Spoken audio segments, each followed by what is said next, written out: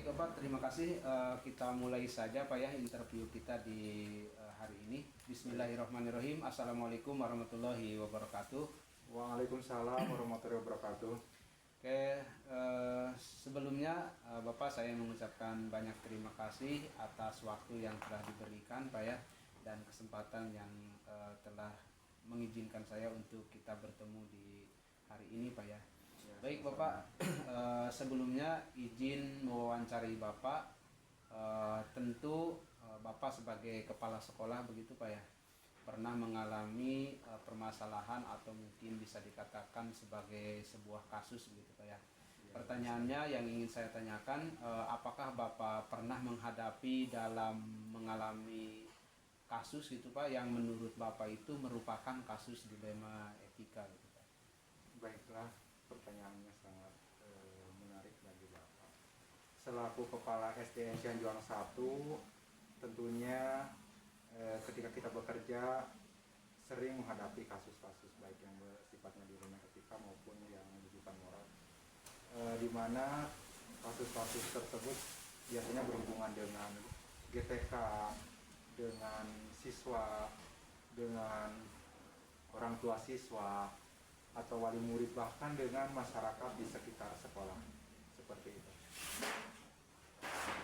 Baik Bapak, untuk selanjutnya mungkin pertanyaan yang perlu saya sampaikan Pak. Bagaimana Bapak mengidentifikasi sebuah kasus permasalahan yang dihadapi merupakan kasus dilema etika atau wujukan moral Pak? Betul sekali, kasus dilema etika atau wujukan moral untuk penyelesaiannya harus diidentifikasi ya. Kita mempunyai teknik-teknik dalam identifikasi, di mana dalam identifikasi kasus tersebut harus tetap berpatokan. Yang pertama, kita harus berpikir pada berbasis hasil akhirnya, kemudian berpikir yang berbasis pada peraturan, kemudian berpikir berbasis pada peduli, tentunya pedulinya terhadap kedua belah pihak yang terkena dampak dari pengambilan keputusan tersebut. Jadi kita berpedoman pada hasil akhirnya bagaimana gitu Pak ya, dampak dari hasil keputusannya. Kemudian melakukan identifikasi yang harus teliti begitu Pak ya. Baik Bapak, untuk selanjutnya selama ini begitu bagaimana Bapak menjalankan pengambilan keputusan di sekolah gitu Pak? Dalam pengambilan keputusan di sekolah selaku umat muslim, kita berpatokan pada ajaran Rasulullah ya, bahwa Rasulullah saja ketika mengambil keputusan itu akan mengadakan musyawarah dengan para sahabatnya, mendengarkan pandangan sahabatnya. Begitupun ketika kita atau kepala sekolah akan menyelesaikan kasus-kasus yang terjadi atau mengambil keputusan di sekolah kita akan berkolaborasi atau bermusyawarah terutama dengan orang-orang yang berkompeten dalam pengambilan keputusan, agar keputusan yang diputuskan berdampak positif bagi semua pihak. Jadi kita mesti berkolaborasi begitu Pak ya, melibatkan orang banyak agar keputusan kita terhadap suatu permasalahan itu tidak berdampak buruk terhadap kedua belah pihak begitu Pak ya. Baik Bapak, untuk langkah mungkin di sini saya berbicara langkah begitu Pak ya. Biasanya langkah apa yang Bapak lakukan sebelum Bapak mengambil keputusan begitu Pak ya, atau ada langkah-langkah yang biasa Bapak lakukan sebelum mengambil keputusan tersebut? Baiklah, setiap orang ketika akan mengambil keputusan tentunya mempunyai langkah-langkah yang akan ditempuh supaya menghasilkan keputusan yang berdampak positif ya. Langkah-langkah yang biasa kami laksanakan, yang pertama mengidentifikasi dulu kasus-kasus atau masalahnya, apakah masalah tersebut termasuk kasus dilema etika ataupun wujukan moral. Kemudian apakah kasus tersebut termasuk kompleks atau sederhana. Jika kasus tersebut sederhana, bisa langsung diputuskan. Sebaiknya apabila kasus tersebut merupakan kasus yang kompleks ataupun berat, maka akan ditangguhkan pada waktu yang sudah dijadwalkan, seperti itu. Jadi untuk pengambilan langkah itu tergantung kasusnya Pak ya. Kalau kasusnya tadi kompleks, berarti kita harus lebih ekstra lagi dalam menghadapi atau menangani keputusan tersebut itu Pak ya. Kemudian Bapak, hal-hal apa saja yang selama ini Bapak anggap sudah efektif begitu dalam pengambilan keputusan yang Bapak ambil? Yang menurut Bapak itu, oh bahwa keputusan saya ini udah efektif, udah sesuai begitu Pak ya. Apabila kita mengambil keputusan, tentu akan berdampak pada pemikiran kita juga ya, karena walaupun demikian nanti akan berdampak kepada pihak-pihak yang diberi keputusan, sehingga jika keputusan yang diambil merupakan hasil kolaborasi atau musyawarah dengan orang-orang yang berkompeten, itulah yang dianggap efektif oleh kami sebagai pimpinan di SDN Cianjuang 1. Baik, terima kasih Bapak. Untuk selanjutnya mungkin saya berbicara tentang hal begitu Pak ya. Hal apa saja yang selama ini merupakan tantangan gitu dalam pengambilan keputusan. Jadi maksud saya gini Pak, dalam dalam menyelesaikan sebuah permasalahan atau dalam menyelesaikan sebuah kasus, kita kadang tidak mulus dalam penyelesaiannya Pak ya, dalam pengambilan keputusannya. Kadang ada hambatan, kemudian ada tantangan yang kita hadapi begitu Pak ya. Iya, benar sekali. Tantangan dan hambatan dalam penyelesaian kasus tentunya banyak sekali ya, kadang bertumpang tindih kalau kita tidak cermat menghadapinya.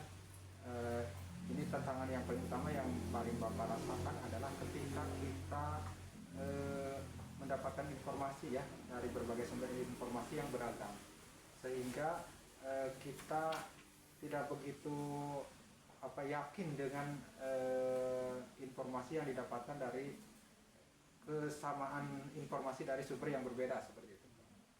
Jadi justru membuat kita menjadi bingung begitu Pak ya. Iya, iya. Kalau banyak sumber informasi yang beragam, sehingga dalam pengambilan keputusan kita harus di situ merupakan sebuah tantangan begitu Pak ya, bagi kita harus jeli lagi, kemudian harus lebih teliti dalam menyaring informasi mungkin Pak ya, Iya, betul. atau pendapat kita terkait dengan pengambilan keputusan.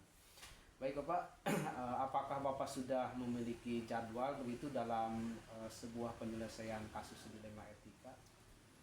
Ya, mengenai jadwal penyelesaian ini untuk sekolah kami, karena kasus dilema etika juga datangnya tidak bisa diprediksi ya, maka secara formal saya tidak punya jadwal yang saklek. Artinya jadwal tersebut secara kondisional saja dan biasanya dilaksanakan di luar jam belajar. Tetapi apabila penyelesaiannya bisa ditangguhkan, maka bisa memerlukan waktu yang lebih lama. Tapi apabila kasusnya sifatnya ini harus segera diselesaikan, maka dalam waktu itu juga kami mengadakan musyawarah minta pandangan dari pihak-pihak yang terkait dan segera diselesaikan kasus tersebut.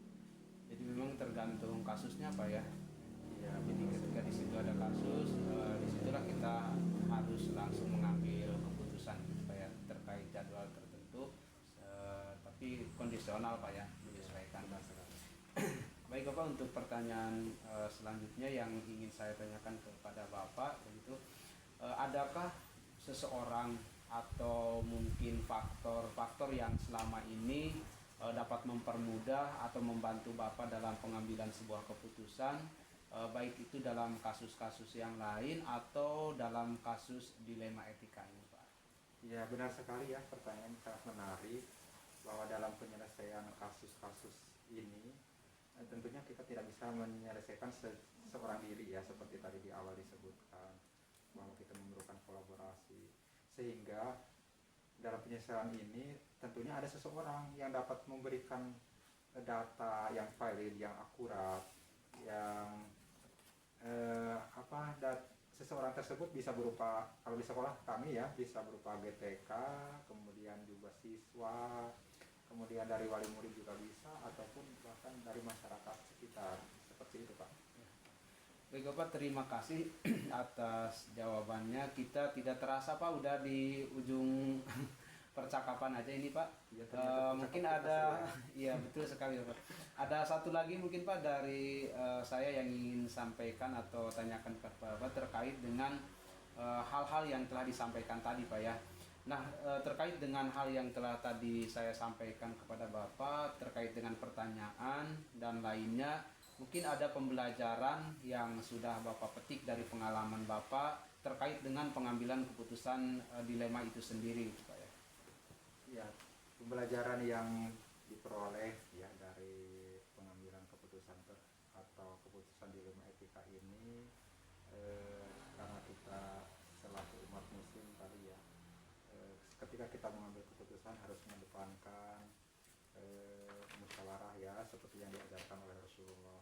Kemudian karena Allah Subhanahu wa taala juga sudah berfirman dalam surat Al-Imran ayat 159, yang artinya jika kamu telah mengambil keputusan maka bertawakalah kepada Allah. Sesungguhnya Allah menyukai orang-orang yang bertawakal. Dan yang paling pokok mungkin yang bisa diterapkan sejalan dengan kurikulum merdeka di era sekarang ya, di sekolah kita, bahwa dalam pengambilan keputusan tentunya harus berdampak atau berpihak kepada siswa, seperti, dan tidak ada seminimal mungkin ditekan dampak negatif yang dirasakan oleh pihak yang diberi keputusan. Seperti itu. Bapak, saya sangat terinspirasi sekali ya. Jadi kita ketika mengambil keputusan atau sebuah keputusan yang kita ambil itu tetap kita harus mempertimbangkan terhadap idola begitu Pak ya. Idola kita tadi telah Bapak sampaikan bahwa Nabi Muhammad juga ketika memutuskan sebuah permasalahan, kita putus dengan sebaik-baiknya berpegangan kepada Al-Quran, sehingga setelah kita memutuskan sebuah keputusan kita serahkan kepada Allah Subhanahu wa taala begitu Pak ya. Sangat betul sekali. Baik Bapak, mungkin percakapan atau interview wawancara kita pada hari ini bisa dikatakan sudah selesai begitu Pak ya. Sangat luar biasa sekali Bapak wawancaranya pada hari ini. Saya tidak menduga ternyata jawaban yang selama ini saya tidak bayangkan sebelumnya Pak menjadi muncul di wawancara sekarang ini Pak. Bapak juga mengucapkan terima kasih ya, Ya. sudah bersedia hadir ke sekolah kami. Ya. Mudah-mudahan menambah pengalaman bagi Bapak juga. Ya. Baik Bapak, mungkin kita tutup saja percakapan kita Pak dengan mengucapkan terima kasih. Assalamualaikum warahmatullahi wabarakatuh. Waalaikumsalam warahmatullahi wabarakatuh.